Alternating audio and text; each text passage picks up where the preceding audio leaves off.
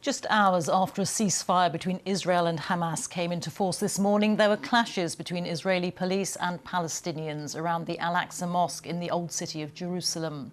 Violence at the holy site was one of the flashpoints that led to the 11-day conflict, which has ended with both sides claiming victory. In Gaza, at least 243 people were killed, among them more than 100 women and children. 12 people were killed in Israel by rockets fired by Palestinian militants.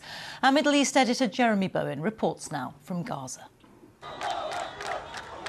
At 2 in the morning, the ceasefire started. In Gaza, time to celebrate survival and to swear allegiance to Jerusalem, the holy city only 60 miles away that most Gazans have never visited.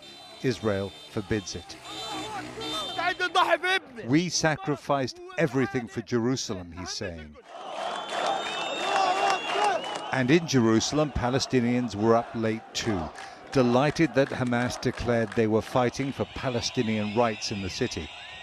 Israel says Jerusalem is the eternal capital of the Jewish people and will not be divided again. First light in Gaza was not a new start. The conflict with Israel runs deep, but no airstrikes and time to reflect.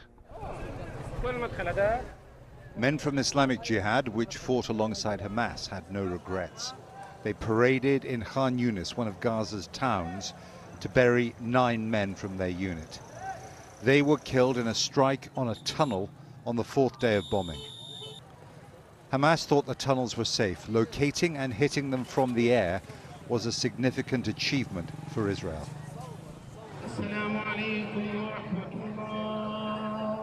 Thousands came to honor the dead men. Here in Gaza, as well as in Israel, there is no sense that they've come to the end of their fight. The bodies could only be recovered after the ceasefire. They're digging for others. High morale here will infuriate Israeli nationalist politicians.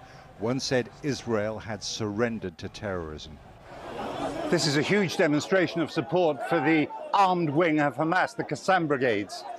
And they're sending a message as well that despite the hammering they've taken from the Israelis, that they're still here, they're still ready to fight, and they're talking as well about Jerusalem. That's been the theme of many of the chants here in the cemetery. And in Jerusalem, more violence between Palestinian worshippers and Israeli police at the Aqsa Mosque. The holy places in the city are charged with national as well as religious significance for Israelis and Palestinians. In Gaza, Hamas claimed victory, as Israel did too.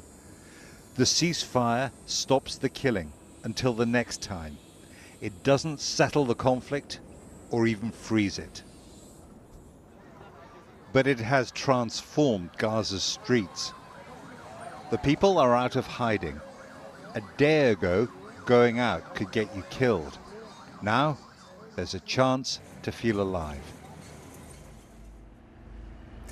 Now, the Israelis are keeping a close eye on what's going on here. The whole time I've been standing here, I can hear a military drone in the air above, but I think they're pretty confident the ceasefire is going to hold. On the way down from Jerusalem, I could see them packing up their Iron Dome anti-missile system, at least from some of the batteries, and taking it away on a lorry.